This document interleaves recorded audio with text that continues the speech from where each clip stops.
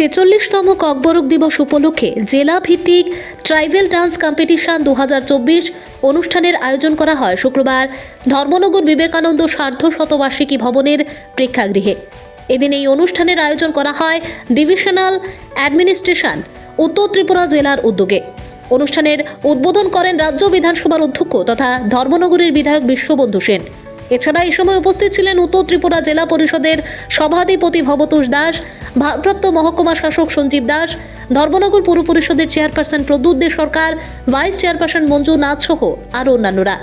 এদিন রাজ্যের এক এবং অন্যতম প্রধান ভাষা ককবরক ভাষার মাহাত্ম্য এবং সেই ভাষা সম্বন্ধে বিস্তারিত আলোচনা করেন উপস্থিত অতিথিবর্গ। এদিন আলোচনা শেষে বিভিন্ন বিদ্যালয়ের উপজাতি অন্যান্য জাতির অন্তর্ভুক্ত ছাত্রছাত্রীরা প্রতিযোগিতায় ককবরক ভাষায় সঙ্গীতের মাধ্যমে উপজাতি লোকনৃত্য পরিবেশন করেন। এই প্রতিযোগিতায় বিচারকের আসনে ছিলেন বিভিন্ন বিদ্যালয়ের শিক্ষক শিক্ষিকারা। এদিন অনুষ্ঠানে উপস্থিত ছিলেন মহকুমার অন্তর্গত প্রতিটি বিদ্যালয়ের ছাত্রছাত্রী এবং শিক্ষক শিক্ষিকাবৃন্দ। উমা দাসের রিপোর্ট, আসাম প্রাইম নেটওয়ার্ক। সমাবেত হয়েছে।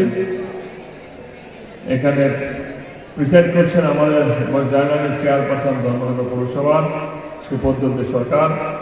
এখানে আমাদের ভারপ্রাপ্ত এসডিএম সাহেব আছেন এবং just before few minutes mister Debbarma সাহেব যে ধনঞ্জয় যে প্রাঞ্জল ভাষা বুঝিয়ে দিলেন, আমি ওনাকে হৃদয়ের অন্তঃস্থল থেকে ওনাকে ধন্যবাদ জানাই। ককবরক ভাষা সম্পর্কে যেটা বিশদভাবে বুঝিয়েছেন এবং respective officers from various department, আমাদের জেলা পরিষদের সভাধিপতি শ্রী ভবতোষ মহোদয়, আমাদের মঞ্জুনাথ ত্রিপুরা ধর্মনগর মিউনিসিপ্যালের ভাইস চেয়ারপারসন, আমাদের সাংবাদিক ভাই বোনেরা। তবে সবচেয়ে বড় আফসোস স্কুল কর্তৃপক্ষকে বলবো, যারা বোঝে না তাদেরকে আনার দরকার নাই। উই আর চাইল্ড, একদম বাচ্চা ছেলেরা 6, 7, 8 এরা বুঝবে না ভাষার কি মর্ম, ভাষার কি মর্যাদা, ভাষার কি প্রাণ। শুধু শুধু এনে হলের মধ্যে লোক ভর্তি করে হেডমাস্টার হেডমিস্টার যারা আছেন আমাদের ক্রেডিট নেই। দেখো আমরা তো বিবিএ স্টুডেন্ট আছে, কিছু কিছু গার্লসের মধ্যে স্টুডেন্ট এসছে, আমি দেখেছি। দরকার নেই, এরা বোঝে না, যারা বুঝবেন আরো পরে বুঝবে। তারা যখন ম্যাচিউরড হবে তখন তারা বুঝবে। কারণ দেখবেন এখানে আমরা বসে আছি বাঙালি, এখানে যারা ককবরক সমাজ উপজাতি ভাই বোনেরা বসে আছে। রিভার্স হয়েছে ভাবো, যেখানে 90% উপজাতি ভাই বোনের বাস, সেখানে আমরা গেছি। সেখানে যদি আমাদের সামনে বসে থাকার সময় ওখানকার ছেলে মেয়ে হইচই কেস করে, আমাদের মনে কেমন লাগবে? ঠিক তদ্রুপ আজকে যারা এখানে বিভিন্ন এরিয়া থেকে আমার উপজাতি ভাই বোন অফিসার বিভিন্ন ডিগ্রিটারি এসছেন, এদিকে আছেন, তাদের মনে কেমন লাগছে যে আমাদের ভাষা সম্পর্কে আলোচনা হচ্ছে, আমাদের একজন যথেষ্ট উচ্চমার্গের শিক্ষাবিদ ককবরক ভাষা সম্পর্কে বলছেন, হইচই হচ্ছে।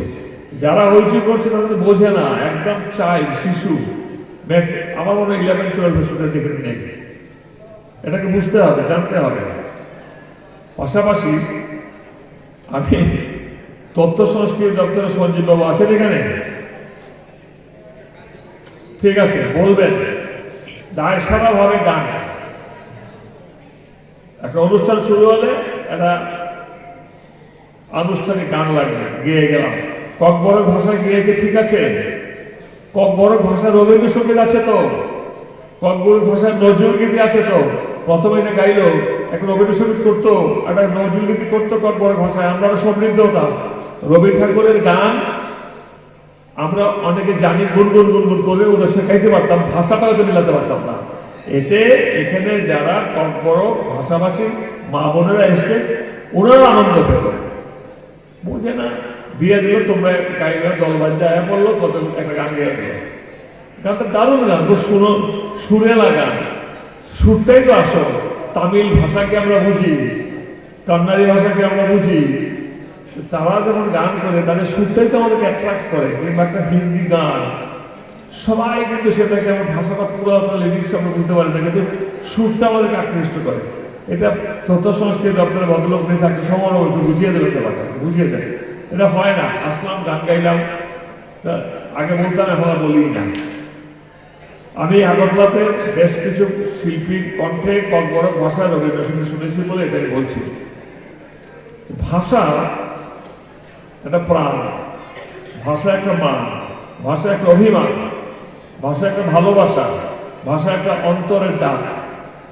আসলে আমরা যে কতটুকু ছোট হয়ে আছি এই ক্ষেত্রে এ রাজ্যের বাসিন্দা হয়েও আমি বিধানসভাতে sitting in the chair of the speaker আমি কথা বলেছি যে এটা আমাদের দুর্ভাগ্য যে আমরা এই রাজ্যের মানুষ হয়েও একটা দুটো শব্দ ছাড়া ককবরক ভাষী জানি না, অথচ ককবরক ভাষাভাষী যারা তারা কিন্তু বাংলা অনেকে ফ্লুয়েন্টলি বলতে পারেন, ইংরাজি বলতে পারেন, হিন্দি বলতে পারেন।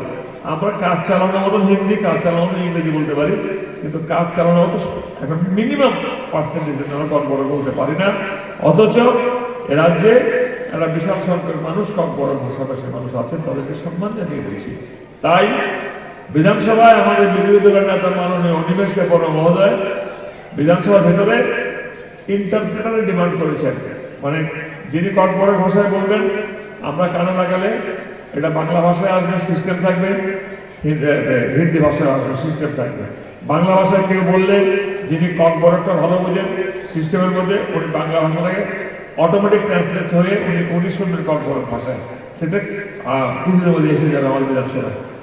কিছু কিছু সমৃদ্ধ হবো, যেমন আমরা একটা শিখেছি যতনা খোলঙ্কা, আর একটা শিখেছি হাম্বাই। এই দুটোর বাইরে কিন্তু কিছু জানি না। এটা তো আমাদের, এটা কিন্তু আমাদের একটা ভীষণ দুর্বলতা, এটা আমাদেরকে আঘাত করে, আমাকে তো আঘাত করে, আমরা জানি না। অথচ ধর্মনগরে প্রচুর মণিপুরী মানুষের বাস, একটা দুটো শব্দ ছাড়া কিন্তু আমরা মণিপুরি শিখে নিই। আসলে এটা কিন্তু আমরা যেভাবে ছোট থেকে বড় হয়েছি সেই পরিবেশটা কিন্তু আমাদেরকে সেভাবে তৈরি হতে সহায়ক ছিল না।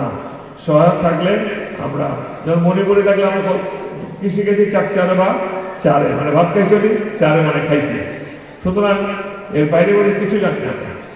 এই জিনিসগুলো যেমন ককবরক ভাষা যেটা বললাম, ককবরক ভাষাভাষী ভাই বোনেরা যারা এসছেন, আপনারা আজকে আমাদের অতিথি, আপনাদের সমস্ত দায়িত্ব আমরা সরকারও নিয়েছে, আমাদের কালচারাল কমিটি নিয়েছে, আপনাদের অনুষ্ঠান চলবে। আমরা এই অনুষ্ঠানটা শেষের পরে একটা অনুষ্ঠান দেখে আমরা অন্য কাজে চলে যাব। তবে আমি যেটা বলি, বহু রিনাউন্ড ককবরক ভাষাভাষী মানুষের সঙ্গে পরিচয় হয়েছে এই দীর্ঘদিন আপনাদের আশীর্বাদে মেলে থাকার কারণে। যারা ফ্লুয়েন্টলি বাংলা বলতে পারেন, ইংরেজি বলতে পারেন, হিন্দি বলতে পারেন, মাতৃভাষা ককবরক তো বলতেই পারেন। তাই ভাষা যে প্রাণ, ভাষা যে মান, এটা যদি উনি বলেছেন যে ককবরক